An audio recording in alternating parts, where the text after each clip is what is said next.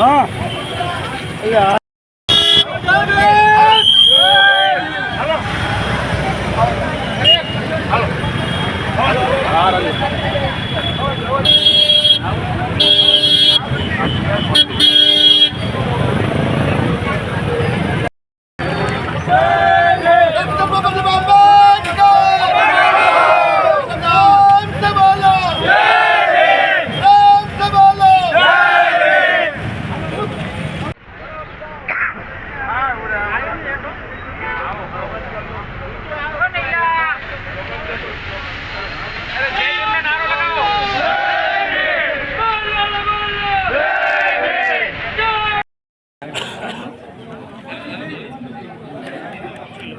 Ratibhai Makadiya stage પર રતિભાઈ માકડિયા બોલો બાપા તો ઘણી મુસીબતો બેઠા છે શું નામ છે ડાપડા કેવા છે આ આપણું જે કાર્યક્રમ છે આ કાર્યક્રમનું યુટ્યુબ લાઈવ આપણા ભાઈ શ્રી અજય સમતા સૈનિક દળની આપણી બહેનો આવી છે સમતા સૈનિક દળની મહિલા પાંખ પણ આવી છે એ બહેનોને વિનંતી કરું કે આગળ આવી જાય તકલીફ થાય આજે એ વાતે કરવાની છે આપણે કે આપણા રાજુભાઈના દીકરા સંજય સાથે જે બનાવ બન્યો એ બનાવમાં આપણે આપણી આગળની રણનીતિ શું હોઈ શકે કે આપણે આગળ શું કરવાનું છે એક પ્રોગ્રામ પણ આપણે જાહેર નથી કરવાના છીએ પણ સૌથી પહેલાં આપણે મહામાનવ ભારત રત્ન માનવ મસીહા નારી જાતિના મુક્તિદાતા કરોડો શોષિતો પીડિતો અને મજલૂમોના ભગવાન ભારત રત્ન વિશ્વની મહાસત્તા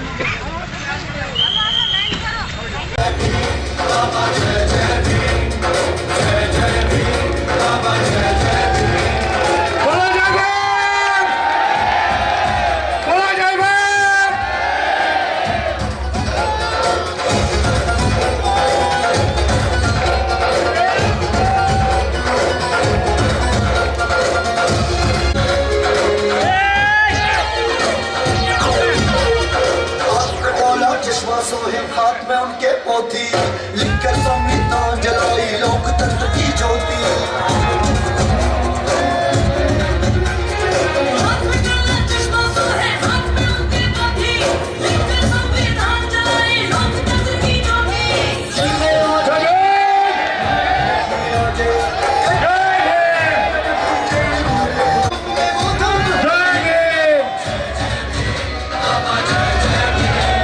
મધુબેન છે કોઈ ધોરાજી વાળા હોય તો અહીંયા સૈનિકો બોલાવે છે એસએસડી ના ત્યાં આવી જાય હો ભાઈ મારો મોબાઈલ કાઢીને લખેલો છે નામ ભાઈ કાંઈ વાંધો નહીં રાખ ને તું ડીકે મકવાણા ભરતભાઈ રાઠોડ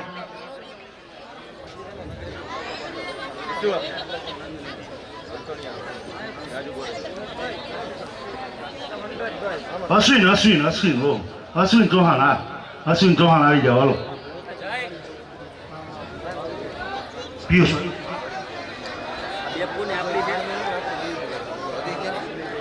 ભરૂચથી ડોક્ટર ચેતન ગોયલ ભરૂચ સાહેબ આવી જાઓ ભરત ખાતરિયા હાલો હું જોઉં છું એમ બોલાવું જ છું બધાને હો આશીષભાઈ ખાણિયાને વિનંતી કરો આશીષભાઈ ખાણિયા આવી જાય તાલુકા પંચાયત પ્રમુખ દીપક મકવાણા આવી જાય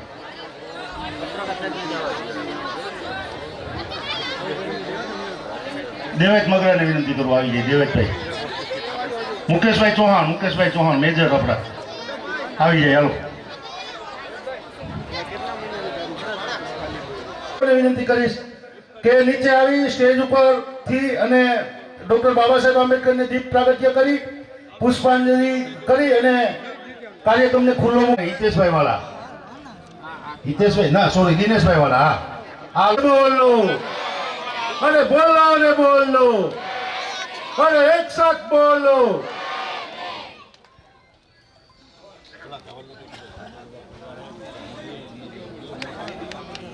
રતિભાઈ માકડિયા આવે છે તો રતિભાઈ માકડિયા લાઈવ કરવામાં આવી રહ્યું છે અને જુનાગઢની એક્સપ્રેસ ચેનલ દ્વારા જુનાગઢની એક્સપ્રેસ ચેનલ અને અજય વાણી યુટ્યુબ ચેનલ દ્વારા મારા શબ્દો કંઈક અલગ છે કે હું પૂછું છું મુજને કે હું શું કરું છું, મને જે નથી ગમતું એના માટે હું હરું છું ફરું છું.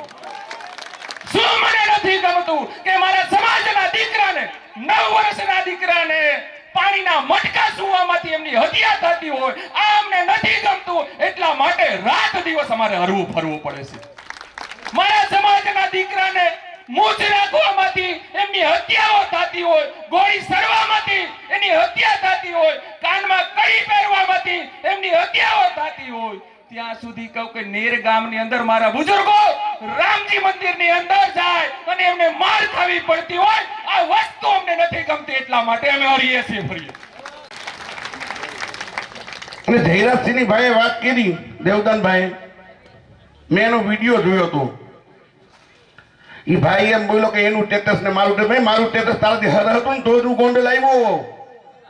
એમ નામ ગોંડલ ના આવ્યો એવું ભાઈ, હું તારાથી હર હતો, હવાયો હતો ને એટલે હું ગોંડલ આવ્યો હતો.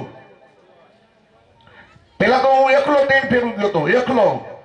તમે મારો મોટરસાયકલ નો વિડીયો જોયો હોય છે, મોટરસાયકલમાં નીકળો, વલ્લભ સરદારના સ્ટેચ્યુ 1 કલાક બેઠો કે કોક આવીને મને મારે, આવ્યા નહીં, અમુકને જોયું હટે હટે ભાગ્યા. મેં નક્કી કર્યું છે કે સાહેબ બેઠા છે, બાબા સાહેબના દીકરા બૌદ્ધ ધર્મ લઈને નીકળ્યા છે, ધનતેરી છે, પણ આ સરકારને તમે બોધિસ બનાવીને કઈ ફેર જ નથી પડતો. એ માથેથી તમને બોધિસ બનાવે છે. મેં ભારતીય બૌદ્ધ સંઘમાં કામ કર્યું છે, ભારતીય બૌદ્ધ સંઘનો રાષ્ટ્રીય મહામંત્રી હતો અને મોહન ભાગવત મારું સન્માન કરવાના હતા, રાષ્ટ્રીય ડોક્ટર બાબા સાહેબ આંબેડકર રાષ્ટ્રીય એવોર્ડથી મને દિલ્હીમાં સન્માન કરવાના હતા મારું. મેં નક્કી કર્યું છે કે હું આખા સમાજને ઇસ્લામ ધર્મમાં નથી લઈ જવા માંગતો, પણ મારો પરિવાર તો ઇસ્લામ ધર્મ અંગીકાર કરે ને. મારો 150 જણાનો મારો પરિવાર છે, મને ન્યાય નહીં આપે. જયરાજસિંહના છોકરાએ જે બંદૂકો મારા દીકરાને ભરી હતી, બંદૂકો પોલીસ કબજે નહીં કરે.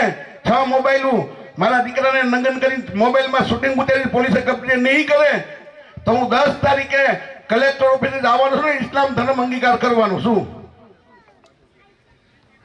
રાજુમાંથી રફીક થઈ જાઉં, બીજું હું ફેર પીશે.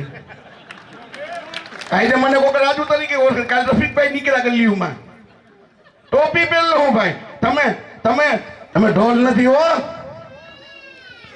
કે હું આ લડાઈ છે મારી, એ મારા છોકરા હાથું નથી લડતો કે બીજા દીકરા ઉપર આવું ના થાય એટલે હું લડાઈ કરું છું. મને ટેબડ થી જયરાજસિંહ બાંધવાની, મને ટેબડ થી નહીં બાંધવાની. હું અને જયરાજસિંહ 3 કલાક ભેગા બેઠા, એ મારી બોડી લેંગ્વેજ જોતો હતો ભાઈ. આમ મારા પગથી માથા સુધી જોઈ, મારા હું પગ ઉપર પગ ચડાવીને બેઠો, હું આમ જ બેઠો. તું દરબાર તારા ઘરમાં ભાઈ, અમે 1.5 દરબાર છીએ.